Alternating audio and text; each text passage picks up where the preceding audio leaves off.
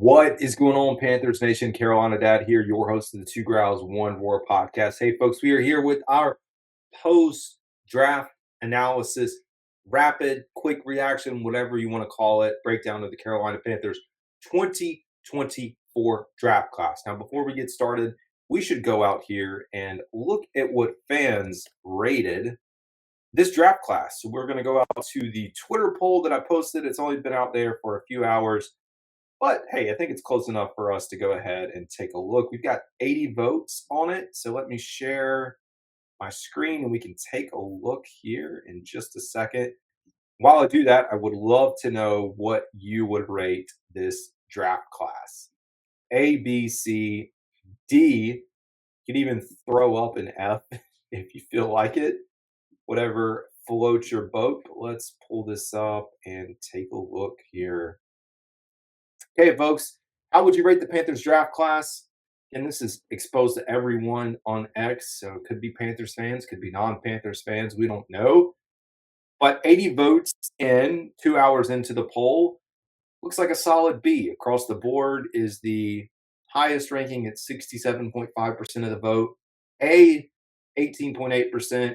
C at 13.8%. And no D's as of right now. No D's on the board. That's 0%. I guess you could say no D's or F's. We have delusional App State fan. Shout out to App State. He says a solid B. While I like what we got, I like we got a second round for next year. I think not drafting Jaden was a mistake. He should not have been available at 39, and that's in reference to the cornerback out of Iowa State. So there you have it, folks. Now, I guess you should say, what is my grade? I do think a solid B as well. I'm right there with y'all. Think, if this class turns into something special, we're getting closer to the A range, but I think solid B. Like, we addressed a lot of needs. I know some folks are probably upset that we did not draft a center, that we did not bring in an edge off the board. I know a lot of things are happening with undrafted free agents right now. We're going to see all those signings trickling in. So we have 13 guys at least. I say at least. That'll get us to 90, but we know this roster is going to be very fluid over the next really few months until we get into training camp. And even then, you're going to see lots of transactions happening across the board. Let me hop back over, and we're going to go out to ESPN.com, which is what I use for some of my other breakdowns. I will have individual videos of each player coming out, but for today, I said, you know what, let me at least get you kind of a, like I said, rapid reaction of the 2024 NFL draft class for the Carolina Panthers. If you followed the live stream, you've probably already seen some of this, but hey, why not go ahead and take a look here? It's a high level. What was addressed? We drafted a wide receiver, Xavier Legette out of South Carolina with pick 32. Jonathon Brooks in the second round, running back out of Texas. We're going to get into each of these players in a second. Trevon Wallace, linebacker out of Kentucky with pick 8 in the third round. Jaylen Saunders, tight end out of Texas. 2 Texas boys on the roster. Chau cornerback out of Washington State. Jaden Crumedy out of Mississippi State, defensive tackle, and Michael Barrett, linebacker out of Michigan, another linebacker off the board. I talked about the need to get linebackers, and that's what we saw. Let's go ahead. Let's jump in. Now, you can see on the list here the needs of the Panthers team, and I think this was a consensus among writers, reporters, among everyone that followed the team. They would have said, hey, we need a wide receiver, we need an edge, we need a center, a cornerback, a running back. I personally thought inside linebacker. I don't know how inside linebacker is not on the needs list. The Panthers needed a linebacker. That was not on here. Tight end, not on the list as well as far as what they have displayed here, and you probably can make a case for interior defensive line. But the list is there, and Panthers, according to ESPN.com, as far as needs that were addressed, wide receiver, cornerback, and running back were taken off the board. Let's dive into the picks. Let's look at the players and break those down for you right now. Panthers, hey, if y'all follow the journey, you know the show. I fell asleep. Turns out I ended up being sick that night, so it makes a lot of sense why I went to bed early and couldn't stay up. But I go to sleep, wake up in the middle of the night, and find out that the Panthers traded back into the first round for Xavier Legette. Legette, again, I'll say both pronunciations because he did say that it is Legette, but everyone calls him Legette. I don't know if he's trolling or not. Panthers trade into the first round, do a swap with Buffalo. Fans were initially confused, like, why are we doing this? And turns out it was all to recoup or have the ability to have that fifth-year option for Legette as we get into there. And that's a great decision from the front office to have that fifth-year option available or being able to pick that up for Xavier. So pre-draft analysis, his position rank was 5th. Overall rank 28th. Grade was an 89, 6'1", 221 pounds out of South Carolina. Legette weighed 221, ran a 4.39 40 at the combine. Has a unique blend of size and speed. Averaged 17.7 yards per catch in 23. Also a threat to top off the coverage. Legette also tracks the ball well, has outstanding ball control and high point jump balls. He's built like a power back that catches passes in stride and is a powerful open field runner with good instincts after the catch and in the return game. So I think you get a wide receiver, impact wide receiver, as well as someone that can help with the return. And we know the updates to the kickoff rules. It's funny, his pro comp is Jonathon Mingo, which I do not agree with. I think they are two totally different players. Post-draft analysis. There wasn't a prospect that the Panthers showed more interest in during the pre-draft process than Legette. That's so true, man. I mean, I think they met with him 4 or 5 times, according to some of the interviews. We heard Legette come out and say that the Panthers, if he was available at 33, were going to take him. And then you have Dave Canales going on the podium and say, I told that to every guy. That's how I lead in. Sure enough, that was the case, and the Panthers did draft him. But in need of an outside threat for Bryce Young, Legette is an explosive yards after catch threat that can turn shorter routes into bigger gains. Legette could consume the Chris Godwin role in Dave Canales' offense. I firmly believe that. Last season, Legette had 10 receptions on passes down the field of at least 30 yards, tied for second in FBS. Overall value, it was perfect range. Carolina watched as 2 receivers got drafted late in the first and traded back into the first to land the top available receiver and 28th overall player on the board. I agree. This move makes total sense. I know there's going to be some skeptics that wanted A.D. Mitchell, who fell off a little bit, Keon Coleman, whoever it is. I know there were Glad McConkey, all those big name receivers, but XL was the pick, or X-Men, whatever they're calling it now. Call him XL for a little bit. Smart move here by the Panthers. I know he's got some things to clean up, but when you talk about a player that can get the ball in the open field, make a play, catch and run, get yards after catch, put his pads down and run and pick up more yards, that's what this team needed. And I do think he's going to compete for that outside role. So I still think Johnson's the X, which means I think he's going to be competing for the Z. You may have Jonathon Mingo behind him or Mingo more in the slot. It's going to be fun, man. It's going to be a fun camp, fun training camp to see who emerges. How does the depth chart shake out? All those fun things that we like to talk about. But as far as this pick, I mean, I've been a homer since day one, so it is an A for me. No doubt about it. Next up, so Panthers move into day 2, start to, make some transactions like we expected. So they trade back from 39. I know some folks are probably very upset because there's a lot of cornerbacks available. There were centers still on the board, a lot of playmakers, and people were like, "Oh, we gotta, get one of those guys that were there." All along during this process, I kept telling folks like, "Hey, you keep saying that we need a center." But I've been listening to the pressers. There is a lot of faith in Austin Corbett. We also know that Brady Christensen now is also taking backup snaps at center. The faith is there and the guys on the roster. And I said if the team is going to put their chips in and gamble, like they would have to pick something. You're not going to address every need. Sure enough, center and edge were the 2 places on this roster that I talked about that said, hey, they may come into this and feel comfortable. When they look at the edge position with DJ, with Clowney, with some of the guys that are now behind them, they may say, you know what, we feel good about what's there. This is not our year to draft an edge. This is not our year to draft a center. Let's see what we have on the board. And that's exactly what happened. So I personally am okay with it. As I talk through it, I know there's going to be some fans that are upset. But here we go. Jonathan Brooks, taken in the 2nd round. Pre-draft analysis. So Brooks, again, this is pick 14. Brooks broke out in 23 after being buried behind Bijan Robinson and Roscoe Johnson on the depth chart during his first 2 seasons at Texas. He runs with great vision, patience, and balance between the tackles. He's quick through the hole and fast enough to rip off long runs when he gets a seam. Brooks runs hard and has the contact balance to break tackles. He's also willing to square up in pass protection, and he's a great pass catcher and a threat after the catch. Hey, we saw some of the running backs on this roster last year in pass pro, and it wasn't great.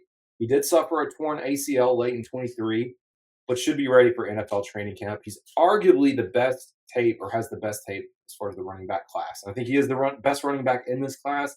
ACL aside, if this guy can get healthy, I do think he's going to be up there with Chuba Hubbard competing for RB1. Pass catching back that can make plays in the pass game, and I've looked at his film. You can go out and watch it as well. He catches the ball, makes plays, gets open, runs after the catch, and Dave Canales loves to have a running back that can do that. His pro comp is Aaron Jones. So post-draft analysis, the buzz all season was the Panthers were doing a ton of work on the running back class despite having Chuba Hubbard and Miles Sanders. Now they put that work to good use and select the top-rated back in the class. Brooks may have started the season delayed due to ACL injury, but once healthy, he has the tools to be the best back on the roster and a true three-down threat. I agree. I've seen him lower his shoulders, running behind the pads, running through the middle. He's a very big, explosive back that, like we say here, when healthy, he will be challenging a lot of guys on the roster. And Dave Canales loves to talk about being able to challenge guys on the roster. If you're worried about the running back room, that's another one that now, hey, something's going to happen. So you have Chuba Hubbard, Miles Sanders, Raheem Blackshear, who's like returner, and now you throw in Brooks. That's 4. Panthers are likely not going to carry 4 backs. Hard to imagine they do. You're now talking about 3 guys on the roster. So who's going to get cut? Is Miles going to get traded? We heard that Dan Morgan said he loves Miles Sanders. They love him when asked about this in the presser. I don't know. I don't know what the trade value is because of everything that happened last year. But there may be a team that gets desperate and he gets moved. That is something I'm going to keep my eyes on this entire offseason now that, the dust has settled. We do have a little bit of breathing room here because Brooks is going to take a little bit longer to get back. All right, Trevon Wallace, linebacker out of Kentucky. Now, I know, we know my guy here was Peyton Wilson, even Cedric Gray. We found out that Peyton Wilson does not have one of his ACLs, and I think that's part of the reason that his stock dropped and why the Panthers did not take him here, even though it made a ton of sense. I think there was just some question marks, like would he be able to make it through his first contract or be on his first contract? At least that's what I've been reading. But the pick is Trevon Wallace, linebacker out of Kentucky. So the 8th overall pick in the 3rd round. It's funny, the first 3 picks in this draft, the Panthers did not stay and moved to make their selection. 6'1", 237, position ranked 5th, overall ranked 95, grade 72. So a little bit of a reach if you're basing it off of numbers. Pre-draft analysis. Wallace tied for the 4th fastest 40-yard dash out of linebackers. Flashes speed on tape. He closes well in pursuit and chasing the quarterback. And I saw that yesterday when I watched this film. Absolutely able to get after the quarterback. He is your Frankie Louvu in waiting. I'm not saying he's going to be that player because you got to get him on the field first. But that's who I see when I watch some of his tape. Shows the ability to read the quarterback and pluck the ball out of the air and underneath coverage too. He can stay in phase, turning and running with the tight ends, and is strong enough to hold his ground when teams run at him. He has good strength. He wraps up and drags ball carriers to the ground. Better not hip drop tackle. Post-draft analysis. After promoting former linebacker Dan Morgan to the role of GM, we should have expected Panthers to add a linebacker early in the draft despite the team adding Josie Jewell in free agency. Wallace has the speed and agility to run sideline to sideline, make plays in the run and pass game. Given his playmaking traits, Wallace is a likely weak side linebacker who can also stack inside when the Panthers are in their base 3-4 defense. Absolutely. Like I said, off-ball linebacker, blitzes, getting to the quarterback, making plays in the backfield. That is what we want out of this pick. And after watching this tape, man, this dude does lay the wood. He talks about wanting to lay the wood on people, injure them, hopefully not truly injure them, but like he's going to be a ball hog, man. And I'm excited to have him here in Carolina and learn more and more about him as the Panthers bring him in and get familiar with our system here. All right, folks. So I did all those. Those are pretty easy because I already talked about those in my initial breakdown yesterday. We're going to look at the new picks. So Jaylen Sanders out of the University of Texas, tight end. Panthers sit on their pick here, first pick in the fourth round, and get a pass catching, playmaking tight end for their rookie quarterback, with their second year quarterback in Bryce Young. Absolutely a fan of this. I had Sanders on a few mocks. I think the fact that he fell to the fourth round, it made complete sense as he was the best available player. There were still conversations of like, hey, are we going to draft a cornerback? Are we going to look here? Are we going to look there? With the centers that were still on the board in the fourth round, because there still were a lot of guys available. Panthers said, nope, we got our guy. Even some receivers were still there. Pre-draft analysis. Saunders has the burst to separate from linebackers and the size to win 50-50 balls, working against defensive backs. He is a big target who can work against zone coverage looks. He's a natural hands catcher with big hands and the body control to adjust to passes thrown outside of his frame. Saunders makes one-handed grabs. I even saw that in his high school tape, and makes plays in traffic. He's quick and can break tackles after the catch. He tracks the ball well and has the speed to make plays down the seam. A pass-catching tight end that can challenge Tommy Tremble for tight end one. And we've been looking for a pass-catching tight end, and I think Tommy can still be that. He still should be tight end one on the roster today, but this will challenge Ian Thomas. The only downside right now to Saunders in his game is his blocking ability, and especially blocking at the line of scrimmage or being, lined up on the line and blocking, which gives you kind of the idea that possibly Ian Thomas could still be here primarily for that role. But I'm a big fan of this. I like with these, first group of picks, you get a running back, you get a receiver, and you get a tight end, all rookies that can develop and grow alongside Bryce Young and a lot of playmakers. And again, another Texas Longhorn. This was great. He was the second rated tight end, I think, amongst a lot of draft boards, not just ESPN, right behind Brock Bowers. 64 overall rank. You get him all the way in the fourth round. That's a steal, and graded out as an 80. So I love this. Absolutely do. Moving down the list, we have cornerback Chau Wade out of Washington State. Showed a lot in the Senior Bowl, and I think that was really the flashes that we saw there. And it's funny they talk about it here. Wade is quicker than he is fast, and he plays with good balance, matching up underneath. He reads the quarterback and sorts out route combination and zone coverage looks.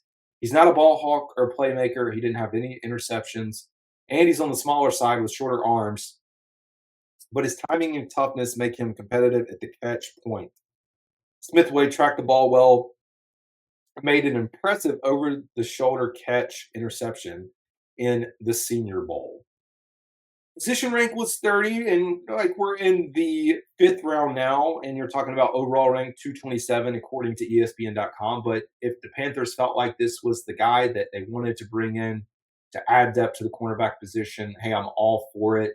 When you start getting into fifth, sixth, seventh rounds, I mean, I'm not going to say it's a toss-up, but at least from a fan's perspective of are these guys going to make it? Are they going to be impact players? It is a toss-up.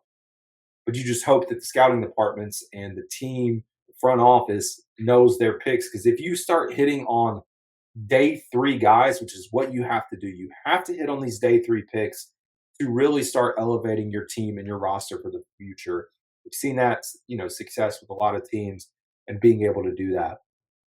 I still think you're going to have Stephon Gilmore possibly coming in and being signed by the Panthers, but at least for today, they get their cornerback. I know there's going to be some undrafted guys that are also being talked about and brought in. Next on the list, we have Jaden Crumedy out of Mississippi State. All the happening here, insane. This pick was from Dallas through Houston to Buffalo. It's a wild trade. You have Jaden Crumedy, defensive tackle out of Mississippi State, 6'4", 301 pounds, position ranked 20th, overall ranked 204. It's funny, if you compare these, He's actually a little bit higher rated, or was higher rated than Smith Wade, and he was drafted later. Overall grade 51. But Crumedy is a versatile defensive lineman with size, length, and strength to set the edge when he lines up over offensive tackles in a 3-man front, and to hold his own when he lines up on the inside in 4-man fronts, which we're in a 3-man front here. He flashes the ability to get off the box and make plays when teams run at him. Crumedy has upside as an interior pass rusher. He shows good lateral mobility and balances on stunts. Like it. We need some depth on the defensive line. It's one of the things we didn't really have a big rotation last year, so I like being able to bring on a little bit more depth. Again, you got Ashawn Robinson, Tuttle, we know Derek Brown. Being able to give those guys a little bit of a breather, whoever it is, and having someone underneath to develop. Again, I don't know if this guy's going to develop into anything. I will say I watched one highlight of him playing at NC State, and I don't know, it had to be a regular season game. And it was back when Chandler Zavala and Icky were there, and he blew up that right side where both of those guys were. I will say, whatever the protection call was off because he was lined outside of Icky. And it looks like the Panthers pass pro rushes off the edge. Icky doesn't even step out to get him. Has to have the running back pick him up, and he destroys the quarterback because running back couldn't do it. I'm like, oh yeah, it looks like the Carolina Panthers pass pro protection plan there. So Jaden Crumedy, say that right. And your last, folks, Michael Barrett, linebacker. Michigan was your 7th round selection. 5'11", 233, 16th. Again, this is a steal as well. You're talking about overall rank 206, 16th ranked linebacker. Barrett finished his career with the most games played in program history. That's wild, 64. He's on the smaller side and can get engulfed at times. He has good snap in his hips and hands when he plays downhill. His low center of gravity makes it tougher for blockers to get under him. Barrett chases with excellent effort, flashes good stopping power, and forced 3 fumbles last season. He can carry tight ends down the seam and get to the flat, matching up with backs and coverage. There you go. Likely special teams contributor as well. When you get very late in these 6th, 7th round guys, that's what you're going to be looking for, guys that try to compete to make the roster, whether it's special teams, whatever they can do to get on the field and then work their way up, or hopefully eventually seeing game time film. So that's your final analysis, your breakdown of all your picks for the Carolina Panthers. Let's go back very quickly. Sorry, I'm having to expand these if you are watching the video. So yeah, I do agree with the overall ranking here for the draft class. I would give it a B. Absolutely a B in my mind. And I'm satisfied. I'm satisfied with what the Panthers chose to do. Now, one thing, let's see if we can look this up for the Panthers really quickly. Let's look at the undrafted NFL.com, undrafted rookie free agent signings after 2024 NFL draft. We're going to go to NFL.com. All this stuff is fluid, again, until you see the teams officially reporting this. Like, see here, there's a few transactions, but not many. So you do have quarterback Jake Plummer out of Louisville. I guess I'm going to have to go to a site that I really didn't want to go to, but that's okay. We're going to use Cat Scratch Reader, who is compiling the undrafted free agent class, and I'll share this tab here in just a second. Let's try this again. We'll go with this. And let's zoom in here a little bit so we can, oh no, tried. Sorry, folks, if you're watching. Didn't mean to. Let's take a look at the class. So these are your undrafted rookies right now. We have Jake Plummer, quarterback out of Louisville. Sam Pickney, wide receiver out of Coastal Carolina. Taylor Upshaw, edge out of Arizona. Jalen Coker, wide receiver out of Holy Cross. Popo Omave, nose tackle out of Oregon. Willie Drew, cornerback, Virginia State. Derek McClendon, linebacker, Colorado. Andrew Rames, center. There's your center, folks. Came through undrafted out of Oklahoma. Solid pickup. I mean, in all honesty, looking at some of these guys, definitely solid pickup. I think he was Big Ten, all Big Ten honors. Deshaun Gaddy, cornerback out of Ole Miss. Jeremiah Crawford, guard out of Tennessee. Devontae Richardson, safety, Texas A&M. Devin Carter, wide receiver, West Virginia. Gosh, Texas Virginia. What is that? Jaden Sheridan, running back out of Monmouth. Jackson Mitchell, linebacker, UConn. Harrison Mevis, kicker, Missouri. Christian Duffy, O-line, Kansas State. Kenny Dyson, defensive end, Bryant. So, I mean, if this is true, 1, 2, 3, 4, 5, 6, 7, 8, 9, 10, 11, 12, 13, 14, 15, 16, 17 guys, 17 undrafted free agents right now, which can't, like, that's just not going to be possible. I mean, you can carry over 90 leading up to this point. There's going to be, again, a lot of fluidity of this player's signed, this player's cut.